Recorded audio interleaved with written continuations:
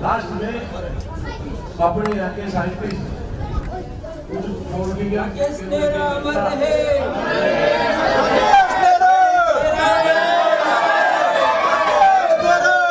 हनुमान बेलीवाल जी है, तो आप मंच पे आए और अपना उद्घोषण हमारे बीच में दे। जोरदार तालियों के साथ आप हनुमान जी को मंच पर दें।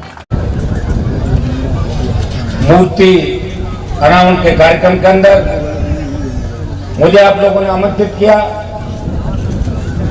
आने में मुझे विलंब जरूर हो गया, लेकिन लोकसभा छोड़ के शहीद के कार्यक्रम में आप भी उपस्थित हुआ और राकेश खेरा की जो सादत है, इसमें बाल संबंध नहीं, पूरे राजस्थान का नाम और हमारे समाज का नाम पूरे देश के अंदर हमें गौरवान्वित किया। मैं एक जोरदार जयकारे के साथ अपनी बात शुरू करूंगा। शहीद राकेश खेरा। मैं धन्यवाद दूंगा हमारे पूर्व साथी विधायक सैनिक कल्याण मंत्री प्रेम सिंह जी का, जिन्होंने शहीदों की सार संभाल के लिए पूरे राजस्थान के अंदर एक अभियान चलाया कि 62, 65, 71 से लेके कारगिल के अंदर जो शहीद हुए, चाहे वो मिलिट्री के थे, पैरा मिलिट्री के थे, उन सब शहीदों को याद किया जाए, उनके संघर्ष और उनकी शहादत को याद किया जाए। और इन्होंने, मैं देख रहा हूं पिछले कई समय से हर जगह अपनी उपस्थिति दर्ज कराते हैं। और हमारे लिए आज ये भी गर्व की बात है कि एक तरफ शहीद राकेश खेरा की मूर्ति का अनावरण बाल सम्मेलन के अंदर हो रहा है, जो जाट समाज से आते हैं, और की गांव में बाबा किशोर सिंह शहीद हुए, उनकी मूर्ति का नाम का कार्यक्रम भी है। ये एक मैसेज पूरे देश के अंदर जाता है कि जाट और राजपूत देश की सीमाओं पे मिलकर लड़ते हैं, कुर्बानी देते हैं। इसलिए हमारे लिए ये भी एक गर्व की बात है कि राजनीतिक क्षेत्र के अंदर दोनों जातियों के शहीदों की मूर्ति का अनावरण का कार्यक्रम भी एक दिन रखा। और मैं धन्यवाद दूंगा सब लोगों को। हमारे पूर्व केंद्रीय मंत्री सीआर चौधरी साहब यहाँ उपस्थित है, छोटे भाई लाडनू के विधायक मुकेश बाकर जी, चेयरमैन साहब रावत खान जी, प्रधान जी हनुमान जी, जयराम जी बुर्डे, वे सभी जो मंचासीन अतिथि है। मैं इन कांग्रेस और भारतीय जनता पार्टी मंच में भी ऐसा नजर आ रहा है कि जैसे हमारे दलों का गठबंधन यहाँ पे, और सारी बातों को भुला के हम लोग शहीद के मामले के अंदर एक मंच में आए। और मेरी तो आदत है कि शहीद के मामले के अंदर जहां भी मुझे देश में बुलाते हैं, निश्चित रूप से जाता हूँ, क्योंकि शहीद सबका होता है, वो किसी पार्टी का नहीं होता, एक जाति का नहीं होता, वो देश के लिए लड़ता है। मैं राकेश नेहरा के माता पिता को, इसके भाई को, मैं मेरी तरफ से इनकी जगह तो राकेश नेहरा की कोई नहीं भर सकता जो खाली हो गई, लेकिन उन्होंने कुर्बानी देश के लिए दी है। जो समाज हमेशा इस परिवार का ऋणी रहेगा। मैं माता पिता को नमन करता हूँ, चरण स्पर्श करता हूँ माता पिता को कि ऐसे योद्धा को आपने पैदा किया जो धरती माँ के लिए नक्सली हमले के अंदर छत्तीसगढ़ में बीएसएफ के अंदर ड्यूटी निभाते हुए उन्होंने शहादत दी।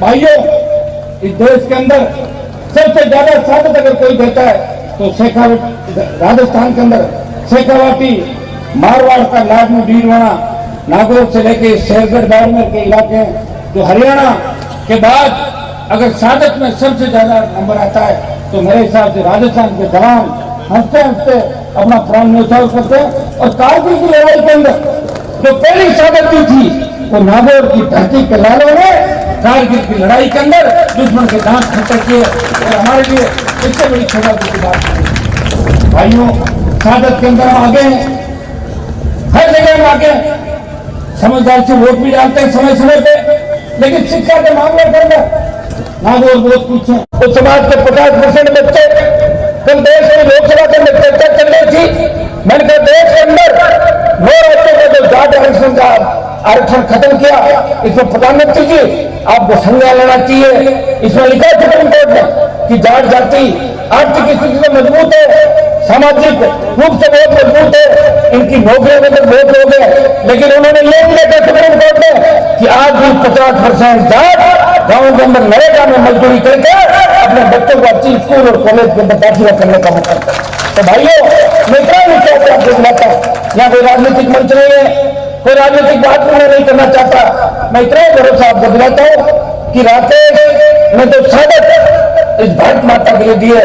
हम सब मिलकर इस भारत माता की मजबूती के लिए हमेशा प्रयास करेंगे, चाहे MP रहे या नहीं रहे, विधायक रहे या नहीं रहे, इससे कोई फर्क नहीं पड़ता।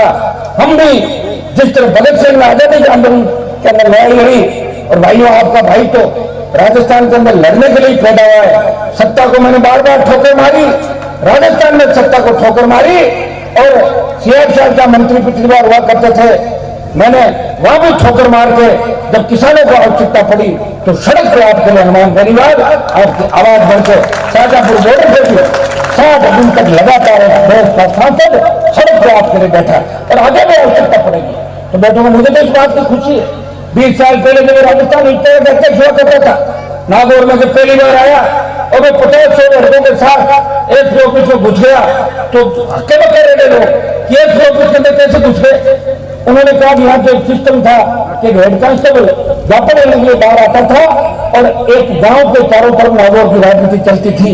भाइयों, मुझे खुशी है कि नागौर से अगर एक बयान दिया जाता है तो राजस्थान की सियासत के अंदर भूचाल आ जाता है।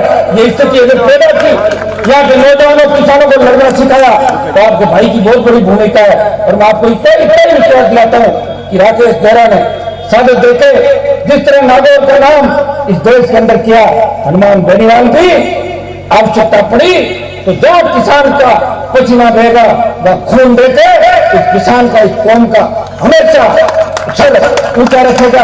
और सामाजिक जो विभाजन राजस्थान के अंदर कई लोगों ने किया, भाई से भाई को लड़ने का काम किया, पिछले लोकसभा चुनाव के अंदर हमने ये भी प्रयास किया, हम सब मिलजुल के रहे और उसके परिणाम भी आपके सामने थे। इतना ही विश्वास आपको दिलाता हूँ, पार्टियां बदलती रहती है, लेकिन व्यक्ति जो एक विचारधारा जिसकी होती है, मैं विचारधारा से चलने वाला व्यक्ति हूँ।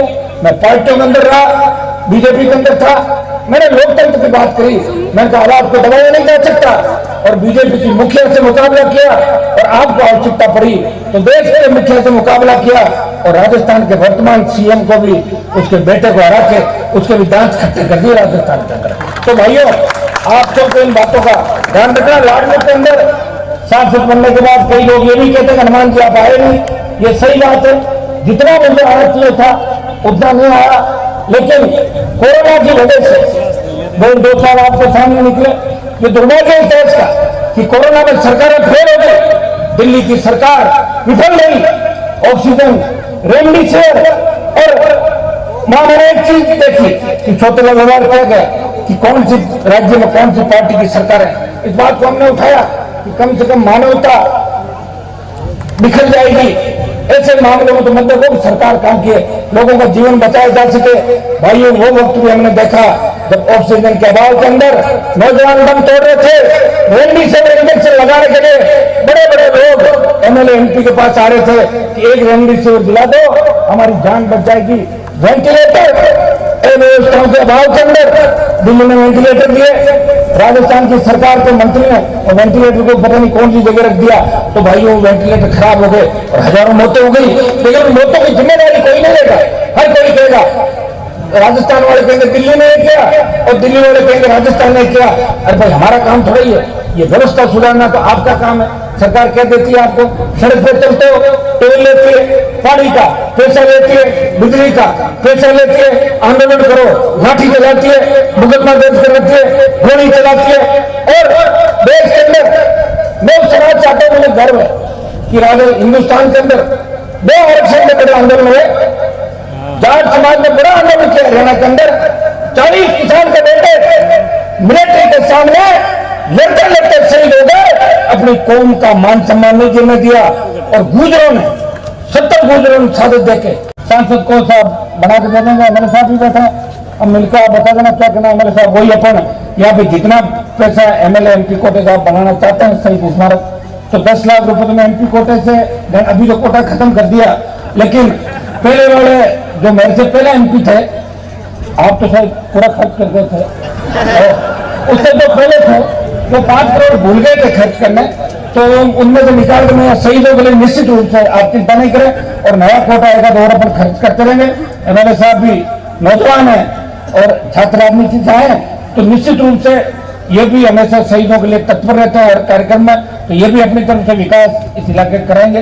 बाल समन में एक अच्छी चीज मुझे दिखी कि पूरी सीसी रोड बनी हुई थी, ये अभी बनी है सीसी रोड, पहले बन गई 4 साल। अच्छा उनका गाँव होगा, ठीक है, तो वह कहाँ बैठे आप,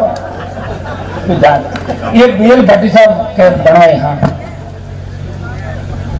मैदान बना देंगे। बहुत बहुत आपको धन्यवाद।